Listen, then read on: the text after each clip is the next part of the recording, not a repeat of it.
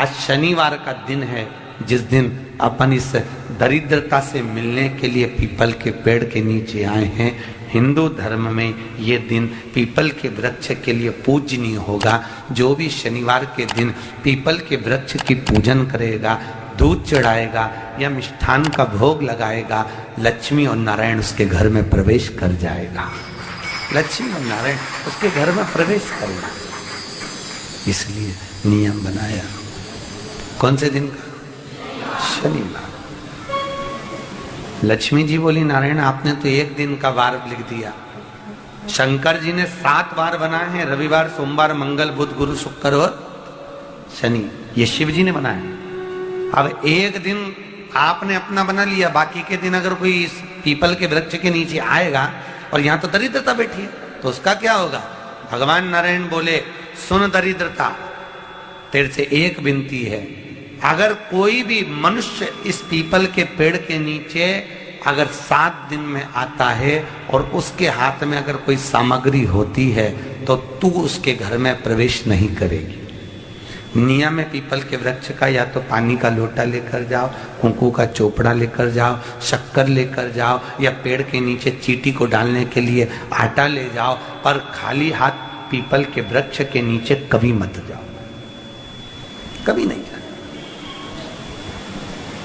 खाली हाथ जाओगे तो दरिद्रता तुम्हारे घर में प्रवेश करेगी। दरिद्रता उठकर खड़ी होकर बोली, नारायण तुमने अपनी मनमानी करी है, एक दिन मुझे भी मेरा चाहिए।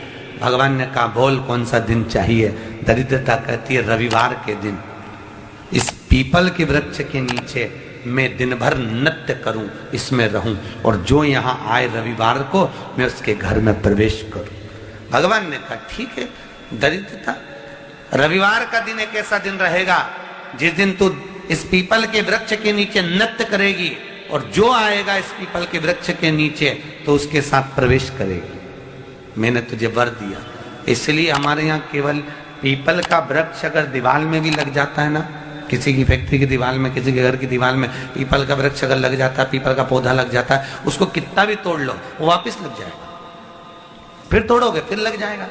अगर पीपल के पौधे को तोड़ना है तो केवल रविवार का दिन एक नींबू, एक मिर्ची और बमूल का कांटा, ये 3 चीजें रखने के बाद में आधे घंटे बाद रविवार के दिन पीपल के पेड़ को उखाड़ कर फेंक दो।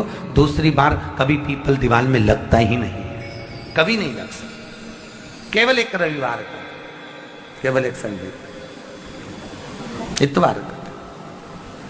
घर में दीवारों पर अगर पीपल लग भी गया है, इसलिए पीपल के वृक्ष को उखाड़ने का, अगर घर में पीपल लगा हुआ है या पीपल का पौधा हमारे घर में लग गया, उसको उतारना, निकालना, लगाना, तो पीपल के वृक्ष को अगर निकाला जाता है तो रविवार के दिन, और अगर पीपल के वृक्ष को कहीं लगाया जाता है तो सोमवार के दिन या मंगलवार के दिन, बुधवार के दिन, इन दिनों में लगा सकते पीपल के वृक्ष कहीं लगाना। शनिवार का दिन एक ऐसा दिन होता है जिस दिन पीपल के वृक्ष को कहीं जाकर लगाया नहीं जाता, क्योंकि शनिवार के दिन पीपल के वृक्ष के नीचे लक्ष्मी रहती है। हम अपने हाथों से अगर पीपल का वृक्ष किसी दूसरी जगह पर शनिवार को रोपित करते हैं तो हमारे घर की लक्ष्मी अपने घर से छिन्न होकर चली जाती है। इसलिए शनिवार के दिन पीपल लगाया नहीं जाता, किसी के घर जाकर उसको वापस पलटा नहीं जाता। लग गया उसको डाल। प्रभु मेरी धर्म पत्नी को कहाँ रखूं आप बताओ? वो तो जहाँ यज्ञ होता है, अनुष्ठान होता है, दान होता है, पुण्य होता है, सत्कर्म होता है, वहां जाने को तैयार नहीं। अब करूं क्या? भगवान ने बोला, एक काम करो। दुर्वासा जी बोले, जिसके यहाँ रात्रि में बर्तन झूठे पड़े रहते हो उसके घर में इस दरिद्रता को लेकर तुम प्रवेश कर जाना। जिसके यहाँ रात्रि में बर्तन झूठे पड़े हो वहां लेकर प्रवेश कर जाओ। दूसरी जगह दुर्वासा जी बोले, जो स्त्री घर में दोपहर के समय पर सो रही हो उसके घर में इसको लेकर प्रवेश कर जाइए। जो स्त्री दोपहर के समय में घर पर सो रही हो इस दरिद्रता को लेकर प्रवेश कर जाइए। तीसरा, जिसके यहाँ पर दरवाजे पर कांटे वाले पौधे लगे हों उस घर में इस दरिद्रता को लेकर प्रवेश कर जाइए। दरिद्रता, कितनी सुंदर बात कही है। दाता और विधाता, कौन कौन? दाता और विधाता। लक्ष्मी और दरिद्रता के सगे भाई हैं। कौन कौन? दाता और विधाता। दाता को फिटकरी प्रिय है, विधाता को नमक प्रिय है। ये दोनों हमेशा लक्ष्मी को और दरिद्रता को दोनों को समझाते थे, दोनों में प्रेम बढ़ाते थे। आज भी हिंदू धर्म की रीति है। यहां तो ठीक है, जिसके यहां पर भी अगर थोड़ी सी भी परेशानी होती है, थोड़ा सा क्लेश होता है, अशांति होती है, लक्ष्मी नहीं टिक रही हो, काम नहीं बन रहे हो, बहुत प्रयास करा जा रहा हो और हमारा कार्य नहीं होता, तो क्या करते हैं? फिटकरी और नमक को पानी में डाल देते हैं और घर में पोछा लगा देते हैं। आप लोगों ने आजकल फेसबुक पे भी पढ़ा होगा, व्हाट्सएप पे भी पढ़ा होगा। तो क्यों लिखा उसमें? उसका कारण ही केवल ये है कि दाता और विधाता की प्रियता उसमें। माता ख्याति के जो 4 बच्चे हुए, इसमें जो 2 लड़के हैं, दाता और विधाता, उसकी प्रियता उसमें, उसकी पूर्णता उसमें। अब दुर्वासा जी बोले अपनी धर्म पत्नी को वहां लेकर, जहां कांटेदार पौधे लगे हों वहां पर लेकर प्रवेश कर जाइए। कांटेदार पौधों में उस दरिद्रता का निवास हो गया। कितना विचित्र कथा यहां वर्णन करी है। श्रीमद् भागवत के अंतर्गत जो वर्णन किया कि मृत्यु निश्चित है, रोग ऐसा शनि महाराज के कारण हो गया हो, अच्छे काम करते करते उल्टे हो रहे हैं, होते हैं किसी किसी के साथ में, विपरीत परिस्थितियां आ जाती है, अच्छा करने जाओ बुरा हो जाता है, अच्छा कर्म करने जाओ बुरा हो जाता है। तो पीपल के वृक्ष की जो छाल होती है, छाल देखिए, पीपल के वृक्ष में जो छाल लगी होती है, उस छाल को घिसकर चंदन बनाकर भगवान शंकर का स्नान कराकर, अभिषेक कराकर, पूजन कराकर, पूजन कराने के बाद में पिपलेश्वर महादेव का नाम लेकर, कौन से महादेव? पिपलेश्वर महादेव का नाम लेकर वो जो घिसी हुई छाल होती है, उस छाल का तिलक भगवान शंकर को लगा लो और उसी का थोड़ा सा भाग अपने कंठ पर, मस्तक पर लगाना प्रारंभ कर दो। धीरे धीरे जो विपरीत दशा है वो सुधरना प्रारंभ हो जाती है। पर नाम याद रखना, पिपलेश्वर। काशी में जो शिव जी की स्थापना कौन ने करी? काशी में जो शंकर भगवान बैठे उनकी स्थापना करी थी शनि महाराज। किसने करी थी? शनि महाराज ने। क्योंकि भगवान शनि महाराज को उनकी माता के द्वारा श्रापित हो गए और शनि महाराज कांपने लगे। शनि महाराज कांपते कांपते, मैं जाऊं तो जाऊं कहां, करूं तो करूं क्या? महाराज, शनि महाराज दौड़े और दौड़कर भगवान भोलेनाथ के पास पहुंचे। हे शंकर, त्रिकालदर्शी, कैलाशी, अविनाशी, कृपा करिए बाबा भोलेनाथ, कृपा करो।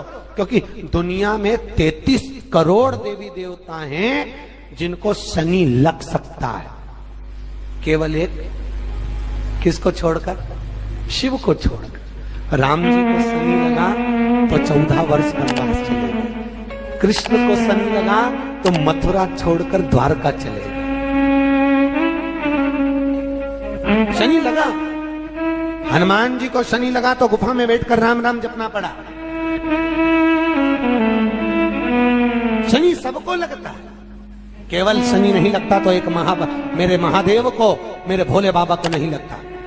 शंकर के पास में शनि आ गए। शनि ने आकर कहा, भोलेनाथ कृपा करिए बाबा, मैं बड़ा कष्ट में हूं, मैं करूं क्या?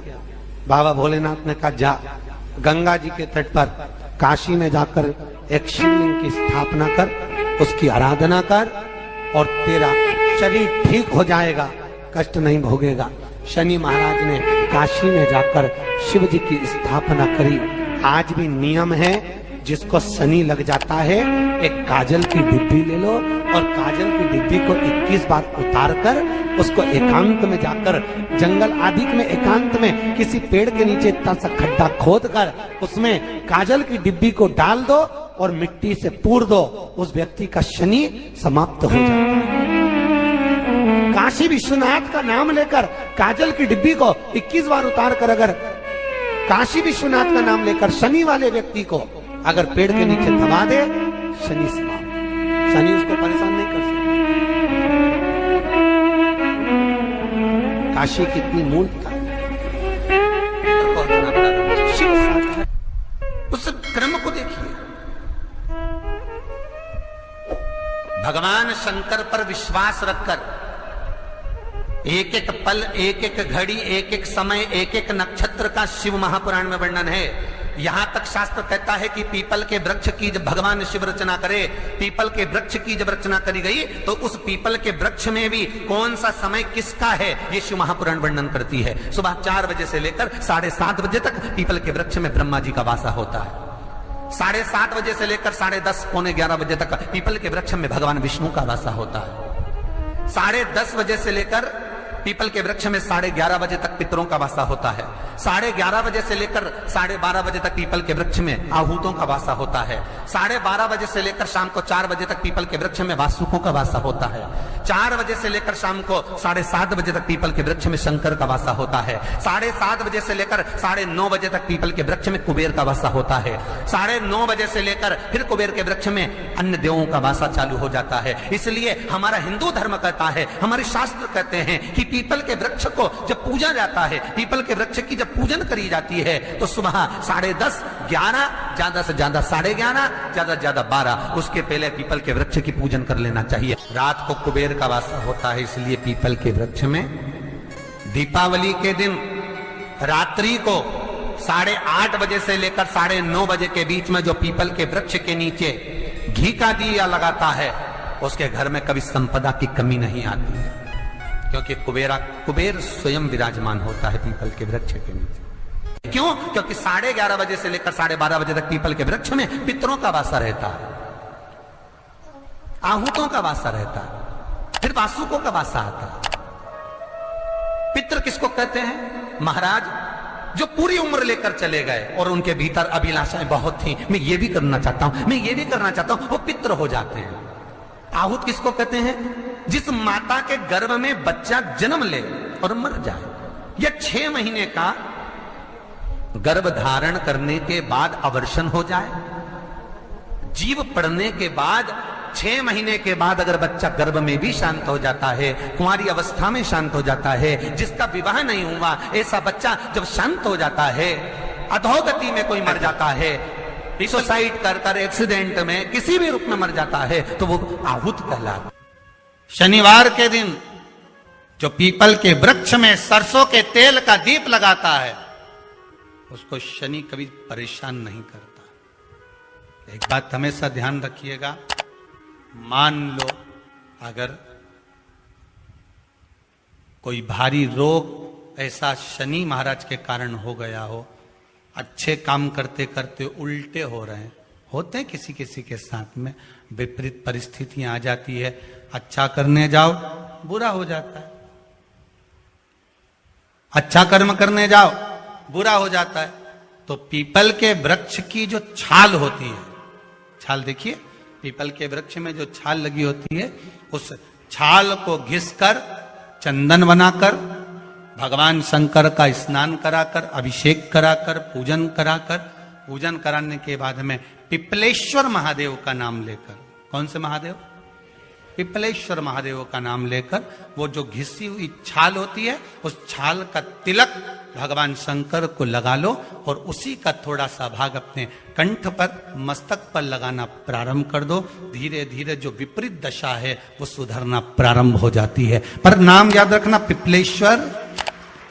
जम ना भी दुख, विपदा, कष्ट सम्मुख में खड़ा हुआ हो, कितना भी दुख, पूंजी धन की अगर आपको कमी पड़ रही है और ऐसा लग रहा है कि मेरे पास में कुछ भी नहीं, हम तो यहां तक कहेंगे कोई मकान बना रहे हो, बेटी का विवाह कर रहे हो, बेटे का विवाह कर रहे हो, कोई अच्छा कार्य कर रहे हो, धन संपदा की भी कमती दिखे तो समय पर कांता भगवान का स्मरण कर, कांता चक्र का स्मरण कर, शिव और नारायण का नाम लेकर, एक बेलपत्र, एक शमी पत्र, एक श्वेत पुष्प, एक लाल पुष्प, दोनों हाथ में लेकर भगवान शंकर के अशोक सुंदरी के स्थान पर अगर समर्पित करा जाए तो संपदा की भी कमी नहीं आती। वो कांता चक्र है जो नारायण के। यहां तक शिव महापुराण की कथा कहती है, अगर कोई विद्वत ब्राह्मण ने आपको बताया है कि आपके घर में पितृदोष है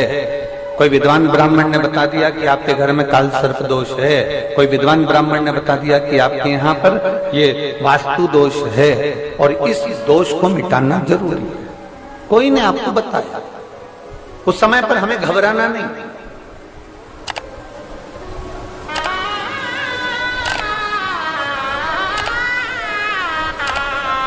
उस समय में घबराने का क्रम नहीं है। कहते हैं पीपल का जो जल झड़ता है पीपल के वृक्ष से, आप लोगों ने कभी देखा है कि नहीं देखा, वो हमको नहीं मालूम।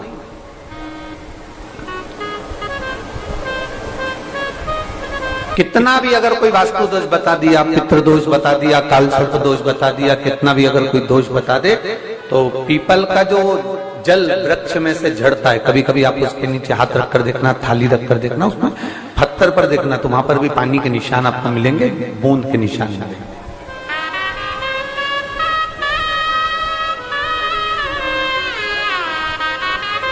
मात्र उस पीपल के वृक्ष के जल की एक बिंदी, एकमात्र बिंदी,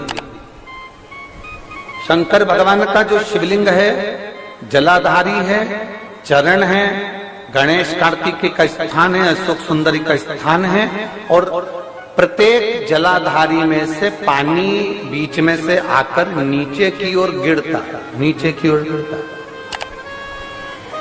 आप लोगों के स्मरण में हमने पहले भी बताया कि राइट में किसका स्थान है, गणेश जी का, लेफ्ट में कार्तिकेय, बीच में अशोक सुंदरी, ये क्या है, पार्वती जी का हस्त कमल शिवलिंग, और ऊपर से जो जल एक एक बूंद शंकर जी के शिवलिंग पर गिर रहा है, वो शंकर जी की 5 लड़कियां जया, विषहरा, शामलीवारी, दौतली और देव, शंकर जी की 5 लड़कियों एक एक बूंद पानी शिव जी पर गिरा।